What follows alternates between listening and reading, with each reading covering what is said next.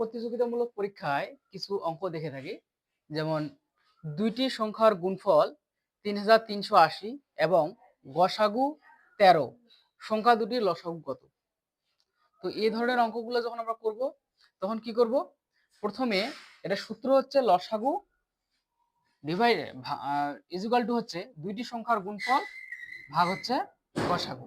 ঠিক আছে, তো দুইটি সংখ্যার গুণফল দেওয়া আছে, যে দুইটি সংখ্যার গুণফল ৩৩৮০ এবং গসাগু হচ্ছে ১৩। তো এই অঙ্কটা আমরা কিভাবে করব, প্রথমে গুণফলটা লিখে ফেলবো, ৩৩৮০ ভাগ গসাগু কত আছে, গসাগু দেওয়া আছে ১৩ দিলাম। তো এটা দিয়ে আমরা কাটাকাটি, অনেকে আপনারা বলছেন যে এটা কিভাবে সরাসরি কাটাকাটি করা যায় শর্টকাট উপায়। তো আমরা দেখবো যে এখানে দুইটা সংখ্যা আছে, এখানে দুইটা সংখ্যা, তাহলে ১৩ দুগুণা কত হয়, ১৩ দুগুণা ২৬, তাহলে ৩৩ মিলাইতে আর কত থাকলো, ২৬ ২৬ ২৭ ২৮ ২৯ ৩০ ৩১ ৩২ ৩৩ আর থাকলো ৭, তাহলে ৭ আর কি থাকলো এরপরে মানে ৭ আর ৮ কি হয় ৭৮। তাহলে ৭৮ কে আমরা কিভাবে করব, ১৩ দিয়ে যদি আবার ৭৮ কে ক্রিয়া করি তাহলে ৬ তেরং কত হয়, ৬ তেরং ৭৮, তাহলে ৬ তেরং ৭৮ মিলে গেল, ৭৮ বাদ গেল, তাহলে কি থাকলো একটা শূন্য, তাহলে একটা শূন্য বসাই দিলাম, শেষ। তাহলে ২৬০, এটার অ্যান্সার হবে ২৬০।